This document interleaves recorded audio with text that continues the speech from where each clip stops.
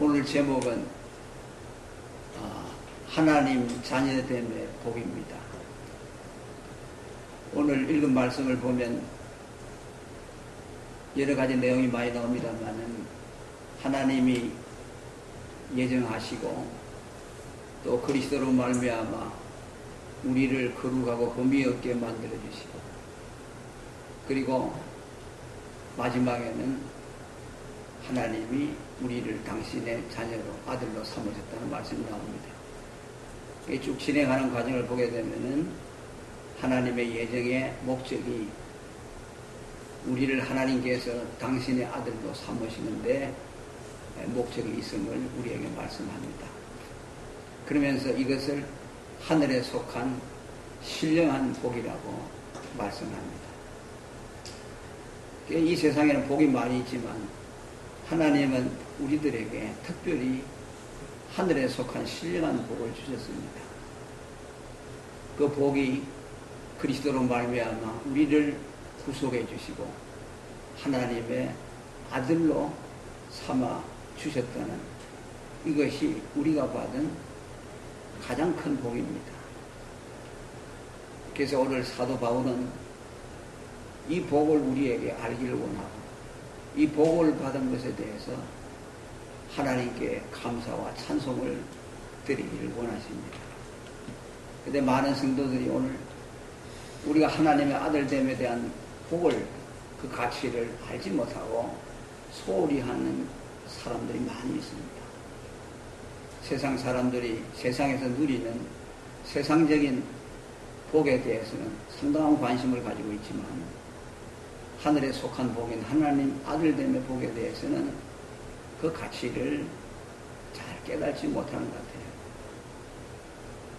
같아요. 하나님이 인간을 창조했을 때 하나님의 형상으로 창조했다는 말씀은 하나님이 인간을 당신의 아들로 삼으시겠다는 의도가 거기에 나타나 있습니다. 6일 동안 천지를 창조하시면서 하나님이 유독 인간을 창조하실 때만 당신의 형상으로 인간을 창조했다고 말씀합니다. 여러분들이 잘 아시는 대로 하나님의 형상이라는 것은 하나님이 가지고 있는 속성과 인격을 우리가 그대로 받아놨다는 뜻입니다. 우리가 이 세상의 표현들 보더라도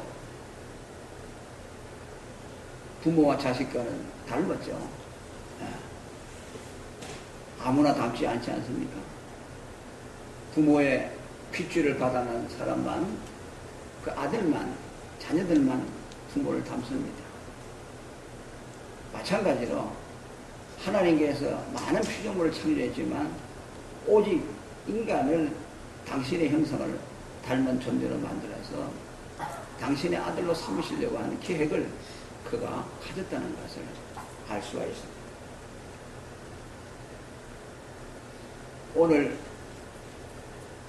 짐승과 사람은 구별이 되어 있죠. 다 집들에 요새 강아지들 많이 키웁니다. 어젠가 그 뉴스를 보니까 개를 너무 사랑해서 평생에 개를 잘 그렇게 환대하다가 개가 죽은 이후에도 이제 오동나무 간에다가 넣어서 추모 간에다가 모신다고 합니다. 그 장례비가 몇백만 든다고 해요.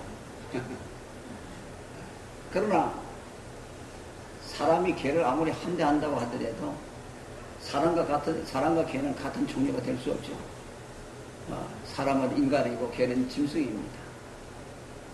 하나님이 인간을 창조하실 때 많은 피조물들을 만들었지만은 다 피조물이에요. 그런데 유독 인간을 향해서 하나님이 아들이라고 말씀했고, 그 아들이라는 말씀은 하나님과 한 상에서 겸하면서 하나님의 권속이 되었다는 겁니다. 하나님의 상속자가 되었다는 뜻이에요. 하나님과 같은 한 자리에서 같은 반열에서 하나님의 특권에 참여할 수 있는 자가 됐다는 뜻입니다. 이것은 오직 성도들에게만 허락하신 하나님의 축복입니다. 이 세상에 많은 사람들이 있지만은 인간은 두 종류로 갈려집니다. 그가 피조물이냐 하나님의 아들이.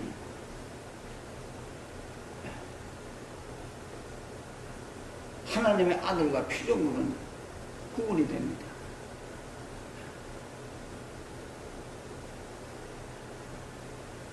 그 우리를 하나님이 당신의 아들로 삼았다는 것은 이 세상에 많은 사람들 피조물로서 창조한 그들과는 구별됐다는 뜻이에요.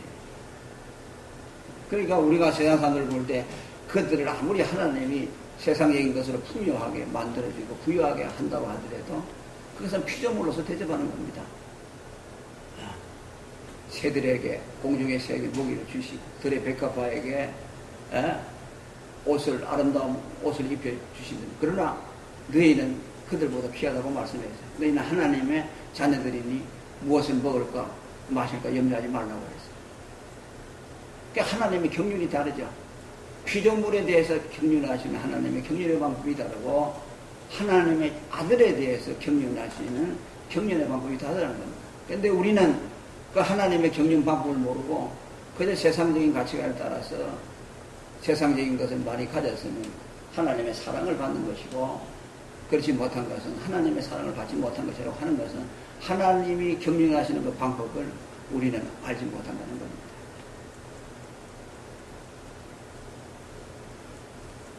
그러면서 오늘 이 하나님 자녀됨에 있어서 하나님은 이것이 온전히 하나님의 주권에 의해서 되어진다고 말씀합니다. 창세전에, 오늘 보니까 창세전에 그리스도 안에서 하나님이 우리를 거룩하게 흠없게 만들어서 그 다음에 하나님의 아들을 만들어줬어요. 누가 하나님의 아들이 되느냐? 그건 전적인 하나님의 주권적 예정에 대해서 이해서 되어진다는 겁니다. 우리가 하나님의 자녀가 되고 싶다고 해서 되는 것이 아니에요. 자, 여러분들이 길을 가다가 어떤 사람을 보고 거기 가서 아버지하고 불러오세요. 생명부지의 사람을 보고 아버지라고 부른다고 해서 그 사람이 여러분들을 아들로 인정합니까? 그분이 우리 아버지가 될 수 없어요. 왜? 내가 그 사람을 아버지라고 모시고 싶어도 그가 나를 아들로 인정하지 않습니다. 그러니까 하나님이 아버지 되신과 우리가 그분의 아들 되시면 그 출발이 어떻겠냐? 하나님이 창세전부터 작정 속에서 하나님이 우리를 선택해야만 된다는 겁니다. 그게 오늘 여기 보니까 4절에 보니까 창세전에 기쁘신 뜻대로 우리를 예정하사 예수 그리스도로 말미암아 자기의 아들들이 되게 했다고 말씀합니다. 기쁘신 뜻이라는 말은 하나님의 임의적인 하나님의 자유의지에 의해서 되었다는 겁니다. 그러니까 하나님이 우리를 자녀로 선택한 두 가지 측면이 되습니다. 하나님의 예정에 의해서, 그리고 그 원리는 무엇이냐? 하나님이 기뻐하시는 뜻에 의해서, 당신의 임의성에 의해서, 자유함에 의해서. 루트는 이것을 말하면서 참다운 자유는 하나님께만 있다. 인간에게는 자유 의지가 없다고 말씀했어요. 인간은 악을 택할 자유만 있다. 자유의지를 가진 사람은 하나님밖에 없다. 그렇게 말씀했습니다. 하나님이 당신의 자유의지대로, 그리고 그 전에 전제가 되겠냐? 오직 사랑 안에서 하나님이 당신의 사랑으로 하나님의 아들 삼을 자들을 창세전에 예정에 놓으셨다는 겁니다. 이유가 없어요. 여러분이 옷을 사러 쇼핑센터에 가서 살 때 어떤 사람은 이 색깔을 걸고 어떤 사람은 저 색깔을 걸고 넥타이를 살 때도 마찬가지예요. 그 사람한테 물어봅니다. 왜 당신은 이 빨간 넥타이를 삽니까? 물어봅니다. 이유가 없이요. 왜? 그건 내가 좋아하는 취향이니까. 그건 내가 내 취향에 따라 선택하는 거예요. 하나님도 왜 많은 사람들 가운데서 우리들을 당신의 아들로 삼으셨냐? 그건 하나님이 그렇게 하고 싶어서 한 겁니다. 그 외에는 대답이 없다는 겁니다. 그분이 우리를 사랑하셨기 때문에, 우리를 아시고, 우리가 이 세상에 창조되기 전부터, 아담이 이 세상에 인간으로 만들기 전부터, 우리의 형제를 이루기 전부터 하나님이 우리를 아시고, 우리를 사랑하시고, 우리를 당신의 아들로 선택해 주셨다는 겁니다. 그것이 창세전에 하나님의 예정 속에서 그의 기쁘신 뜻대로 우리를 아들로 삼았다는 겁니다. 2차적이 아니라는 겁니다. 2차적인 어떤 반응에 의해서 우리를 택한 것이 아니라고. 예를 들면 우리가 가지고 있는 장점이나 우리의 어떤 것을 보고서 하나님이 감동을 받아서 저건 내가 아들로 삼아야 되겠다고 해서 한 것이 아니라는 겁니다. 그래서 하나님의 선택은 원천적입니다. 1차적입니다. 근원적입니다. 반응에 따라서 되는 것이 아니고 그분 당신이 좋으셔서 우리 같은 사람을 택해줬다고 합니다. 할 말이 없어요. 왜 하나님은 이 세상에 많은 사람이 있지만 나같은 자를 하나님 당신의 아들로 삼아주셨습니까? 우리가 하나님께 드릴 얘기는 그거밖에 없습니다. 감사밖에 없어요. 잘난 것이 없고 허물투성인 우리들을 왜 하나님이 이 많은 잘난 사람인데 나를 당신의 아들로 삼아줬습니까? 하나님이 그저 좋아서 그렇게 했다는 겁니다. 이유가 없어요. 그 로마서 9장 11절에 보면 하나님이 야곱을 사랑하고 에서를 미워하겠다 했다고 했어요. 그 언제부터냐? 그들이 나기 전부터, 그들이 선과 악을 행하기 전부터 하나님은 야곱을 사랑하기로 작정하셨고 에서는 미워하기로 작정하였습니다. 그것은 뭐냐? 그들의 행위를 보고 한 것이 아니라 하나님이 그렇게 하셨다는 말씀입니다. 마귀가 우리를 참소합니다. 네 같은 것이 하나님의 아들이냐? 많은 사람들이 비난합니다. 그리스도를 보고 너 같은 그 꼬라지로 네가 하나님의 아들이라고. 우리는 베드로전서 3장 15절에 있는 말씀대로 너희 안에 있는 소망에 대해서 누가 너에게 물으면은 그것에 대해서 답할 준비를 항상 갖추라고 말합니다. 마귀가 참소할 때 세상 사람들이 우리를 조롱할 때 우리는 말합니다. 하나님이 나를 사랑하는데 어떻게 하겠냐고. 그래 못났다 나는 부족하다. 허물투성이다. 그런데 하나님이 너같이 잘난 놈은 사랑 안 하고 못난 나를 사랑했다. 그것이 하나님의 마음이다. 어떻게 하겠다는 거냐? 우리가 할 말은 그거밖에 없습니다. 그것이 하나님이 우리를 택해 주신 원리입니다. 원리예요.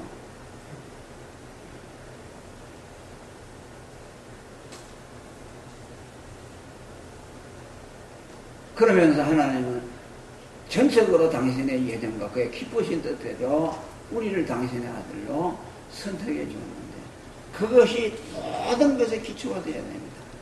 그리스도의 구속도 그 다음에 와야 돼요. 그것이 조건이 되면 안 돼요.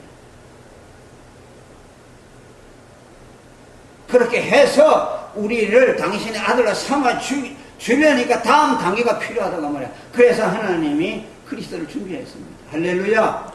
왜 그리스도를 통하지 아니하고는 그분의 구속이 없이는 우리는 죄인이라서 하나님의 아들이 될 수가 없어요. 하나님의 영원한 예정과 작정에 근거해서 그 다음에 구속의 사역을 하나님이 준비하셨어요. 그게 뭐라니까 오늘 여기 보니까 예수 그리스도로 말미암아 자기의 아들들이 되게 했다고 말씀합니다. 하나님은 당신의 영원한 작정 속에서 기쁘신 뜻대로 우리를 당신의 아들로 삼아주셨지만 그 과정을 구체적으로 실현하고 당신의 아들로 삼는 데 있어서 그 과정이 있는데 그것은 예수 그리스도의 구속을 통해서 우리를 당신의 아들들이 되게 했다는 뜻입니다.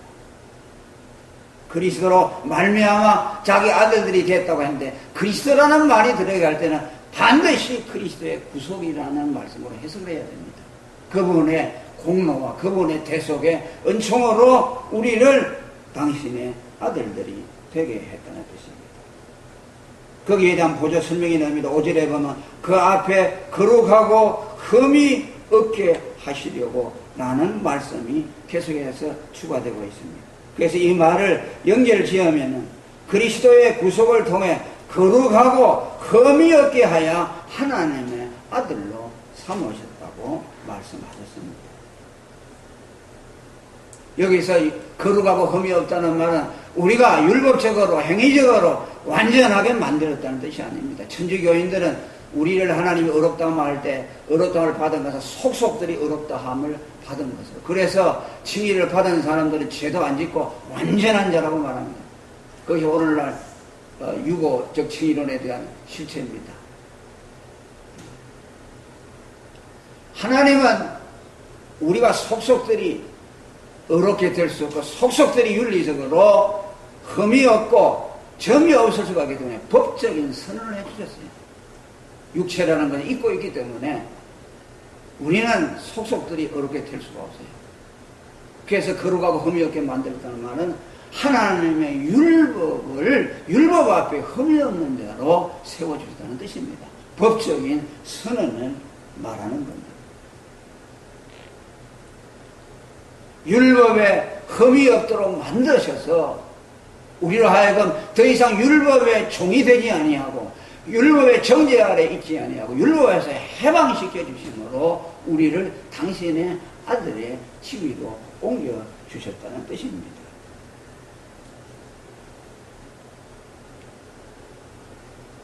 율법 아래 있는 것과 하나님의 아들을 성경은 갈라디아서 계속해서 대조하고 있습니다. 종이라는 건 누구냐? 종이라는 것은 율법 아래, 율법의 지배 아래 있는 자를 종이라고 하고, 그들은 하나님의 아들이 될 수 없다고 해요. 하나님은 율법의 메인 자들에게 그리스도의 십자가의 대속을 통해서 율법에서 해방시켜서 우리를 하나님의 아들이 되게 만들었단 말이에요. 그래서 하나님의 아들과 율법의 종된 것이 연결되어져 있어요. 그리스도로 말미암아 우리를 하나님의 아들들이 되게 했다는 말은 그리스도의 구속을 통해서 율법에서 해방시켜서 율법의 종되었던 자리에 있는 우리들, 피조물 되었던 우리들을 하나님의 아들로 성격시켜 주었다는 뜻입니다. 율법에서 해방되지 아니하면 하나님의 아들이 될 수가 없다는 뜻입니다. 태초에 무죄한 아담과 하와는 죄 없이 얼마 동안 오래 살았는지 알 수가 없어요.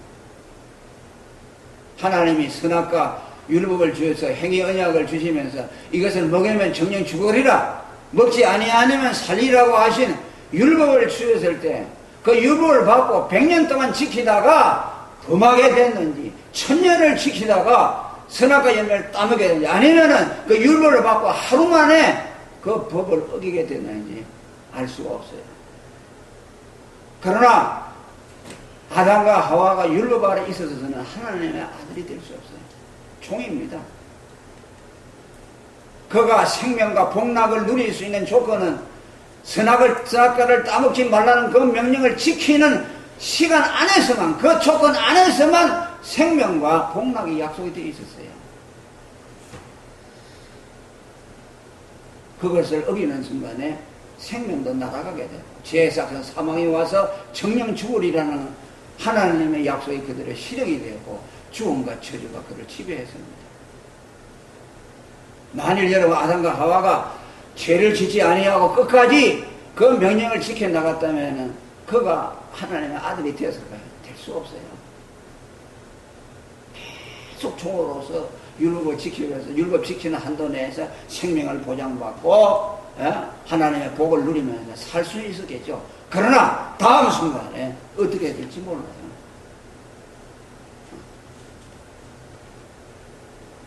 그러니까 아담과 하와가 율법의 의의를 그들이 가지는 것은 그 시간, 지금 현재라는 그 시간에 하나님의 율법을 지켜나가는 그 순간에 그의 생명과 복락이 보장이 됩니다.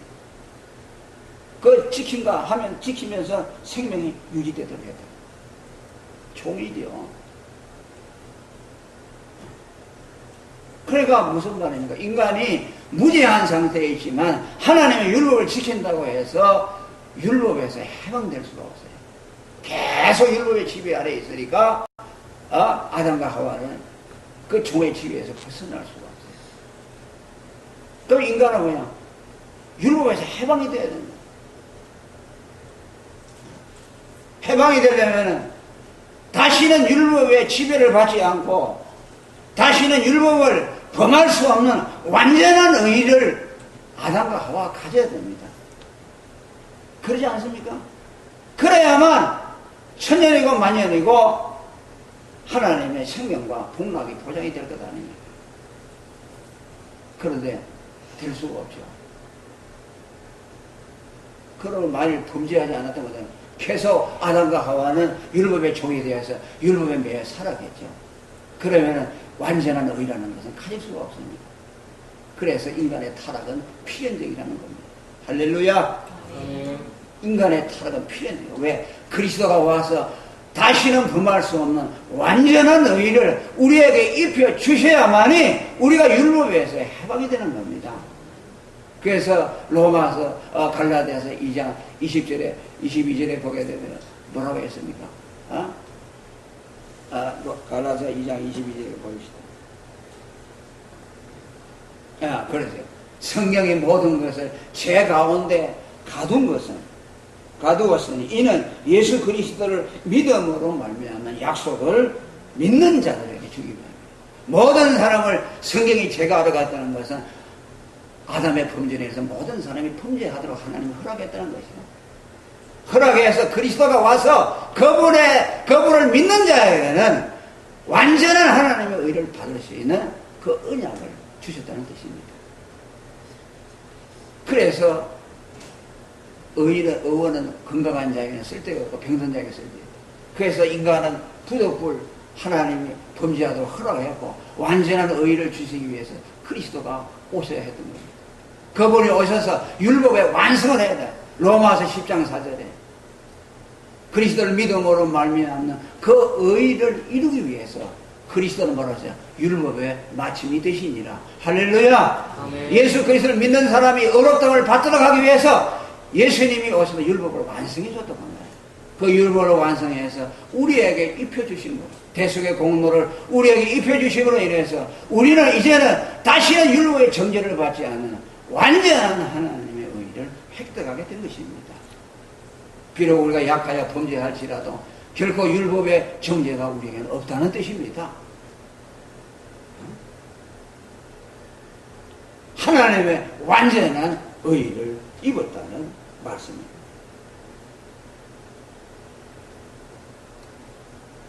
갈라디아 2장 22절에 보면 믿음이 온 후로는 우리가 몽학선 생활에 있지 아니하도다. 할렐루야. 몽학선은 율법입니다.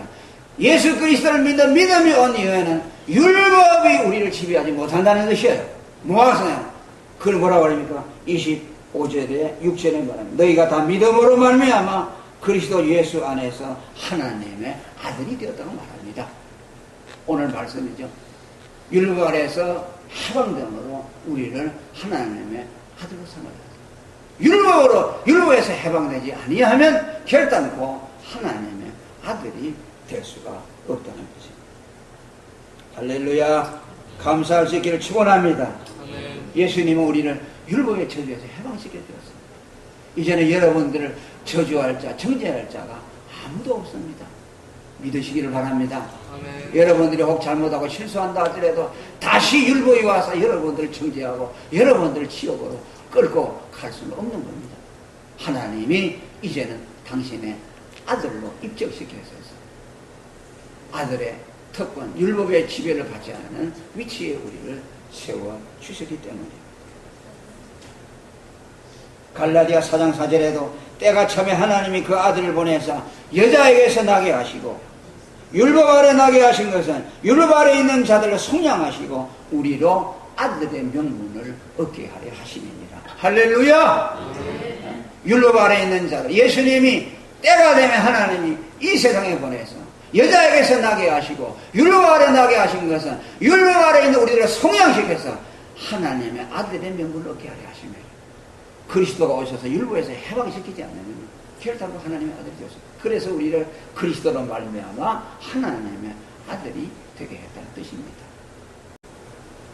그 다음에 여기 그리스도로 말미암아 하나님의 아들이 되게 했다는 것은 예수 그리스도로 말미암아 말미암아 거듭남으로 하나님의 아들이 되게 했다는 뜻입니다. 예수 그리스도의 십자가의 구속은 우리가 거듭나는 중생의 모태와 같습니다. 어머니의 자궁과도 같습니다. 예수님의 십자가의 대속이 없이는 우리가 다시 거듭나는 일이 불가능합니다.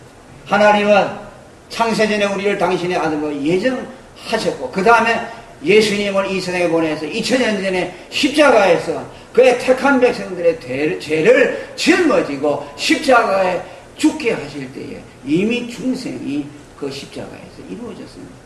여러분들이 태어나기 전부터 하나님은 여러분 택한 백성들의 죄를 짊어지고 가서 죽었습니다. 여러분이 태어나기 전부터 여러분들이 옛사람을 가지고 가서 정과 욕심을 십자가에 함께 못 박아버렸습니다. 그래서 죽어버렸어요. 그리고 거기서 그 죽음과 동시에 예수의 부활과 함께 여러분들의 새 생명이 탄생되었습니다.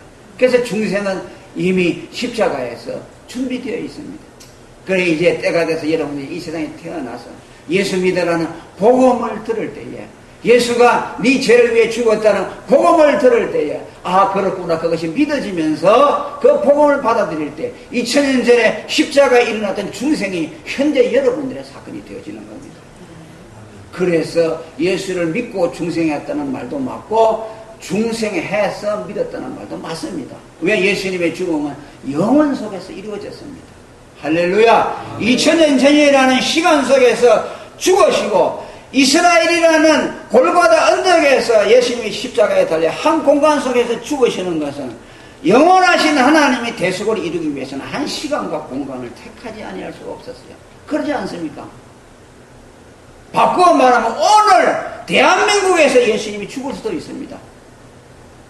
그러나 그 죽음은 시간을 초월합니다. 공간을 초월합니다. 왜? 예수님의 피는 영원한 피고 그분의 속죄는 영원한 속죄입니다. 지금도 그 피는 마르지 아니하고 십자가에서 뚝뚝 흘려 살아서 우리에게 그 피 냄새를 진동합니다. 왜? 그 피는 영원히 살아있기 때문입니다. 그 예수님의 십자가의 죽음에서 우리들도 죽었습니다. 그래서 우리들은 그 복음을 들을 때 성령의 여러분들의 마음을 움직여서 성령은 뭐하는 분이냐? 예수님이 대속을 이루시고 그 대속의 복음을 증거하기 위해서 보냄을 받은 분이 성령이에요. 예수님은 교사가 아닙니다. 예수님이 3년 동안 제자들을 데리고 가르쳤지만은 예수님이 가르친 그 복음의 가르침은 교사로서 한 것이 아닙니다. 교사는 성령밖에 할 수 없어요. 예수님은 이 세상에서 그 택한 백성들의 죄를 대속하기 위한 그의 목숨을 대속물로 주기 위해서 오신 것이 목적이었고 그 대속의 복음을 알아들을 수 있는 것은 성령이 오셔서 그 복음이 전거되는 현장에 각 사람의 길을 열어 그 말씀이 깨달아질 때에 그는 복음을 받아들이게 되어 있습니다. 이것은 머리 좋은 사람이 알 수 있는 것이 아니고 공부를 많이 하는 사람이 알 수 있는 것이 아니고 성령의 계시를 받은 사람만이 알 수 있습니다. 할렐루야. 그래서 아무도 너희를 가르칠 필요가 없나니 성령의 기름 부음 아닌 부음이 너희 안에 거하시면 그가 너희를 진리로 인도할 것이라고 말씀합니다. 요한복음 15장 26절에도 아버지께서 보내신 성령이 오시면 그가 오셔서 진리에 대해 증거하시고 내가 너희에게 말한 모든 것을 생각나게 하리라고 말씀합니다. 성령이 그렇게 하신다고.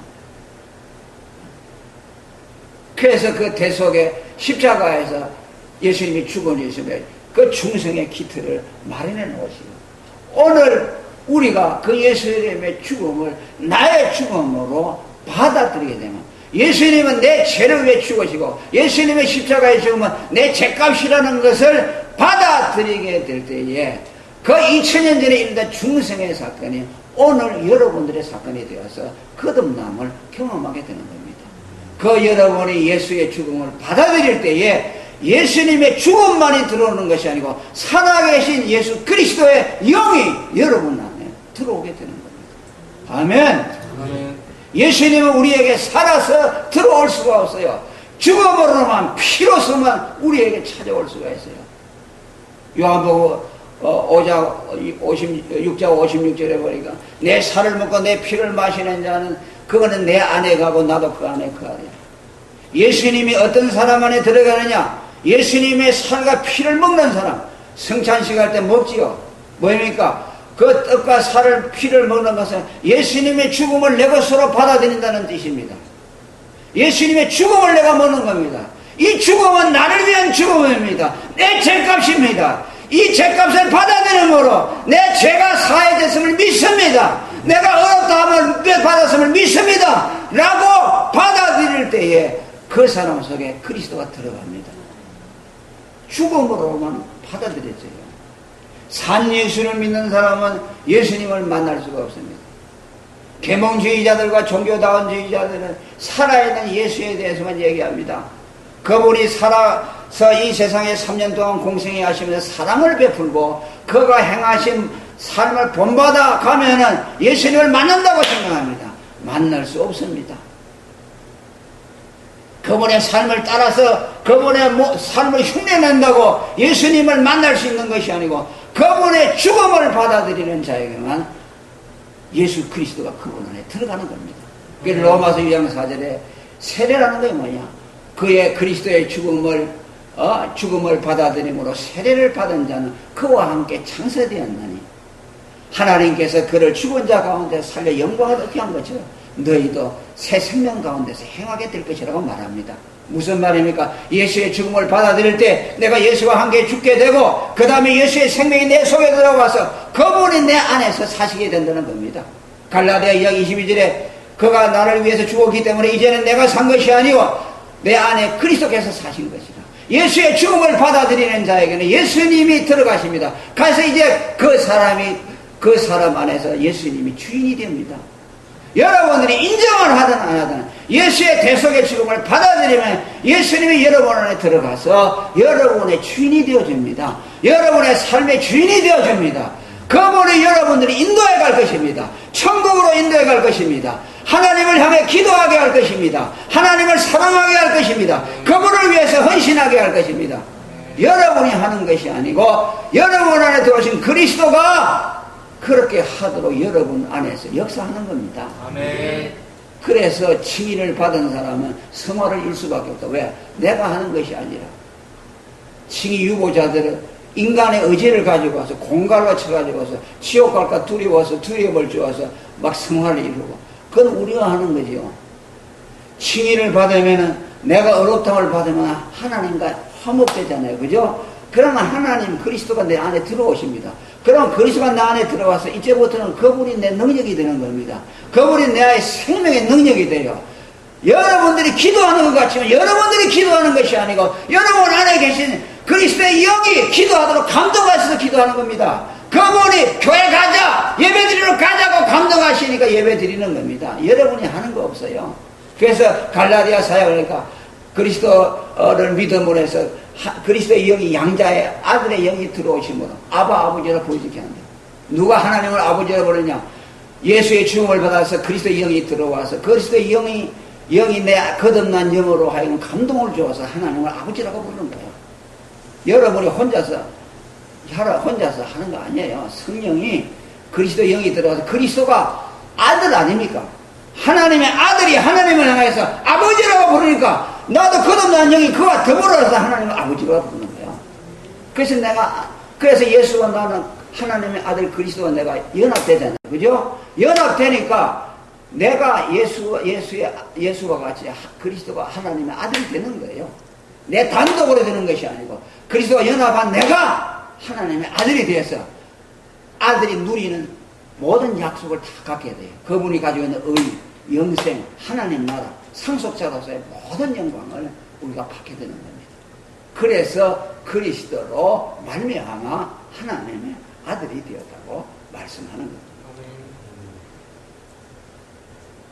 로마서 8장 16절에도 말씀했고 로마서 8장 16절에도 성령이 친히 우리 영으로 더불어 우리가 하나님 자녀인 것을 증거한다. 이것은 둘입니다. 성령이 우리 영으로 내가 하나님 자녀인 것을 증거한다. 내가 혼자 증거하는 거야. 성령이 오셔서 내 거듭난 영과 더불어서 내가 하나님의 아들이라는 것을 증거하는 거야. 성령만이 하는 것도 아니고 나 혼자만도 하는 거야. 성령이 내 거듭난 영과 더불어서 하나님의 아들이라는 것을 증거한다. 할렐루야. 아멘. 그래서 이제 이 비밀을 알면 얼마나 신기한지 몰라요. 여러분들 하나님 아들 된 거 믿습니까? 아멘. 그리스도로 말미암아 되는 것이고 그 이전에 하나님의 영원한 예정에 의해서 이 모습 이대로 하나님 불러주어서 우리가 착한 것이 있어 그런 것이 아니라 하나님이 그저 우리가 좋아서 여러분들이 이뻐서 그죠? 아멘. 아멘. 그저 많은 사람마다 그저 좋아서 여러분을 택해 주었어요. 그러니까 우리는 감사할 것이 없잖아요. 그 마지막에 오늘 읽지 않았습니다만 왜 하나님이 우리를 그렇게 해줬느냐? 영원히 그분을 찬송하도록 하기 위해서. 그래서 우리는 감사할 것밖에 없어요. 우리는 죽을 때까지 감사해야 돼요. 아멘. 찬송해야 됩니다. 아멘. 나 같은 하나님은 이게 해서 피조물로 인생 끝나지 않고 허무하게 피조물로서 일곱의 총으로 끝나지 않고 하나님의 아들로 성경에 대해서 하나님의 권속에 대해 하나님 같은 성에서 먹고 마십니다. 그분의 아들 내면 교회를 누리면서 세상에 알지 못하는 복을 누리다. 그리스도와 연합해서 그 하나님을 평생 섬기다. 또 우리가 다음 세상에 가서 그리스도와 더불어서 하나님을 기쁘게 섬기게 될 것입니다. 이 축복을 항상 잊지 말고 여러분들이 누리며 하나님께 영광 돌리기를 축원합니다.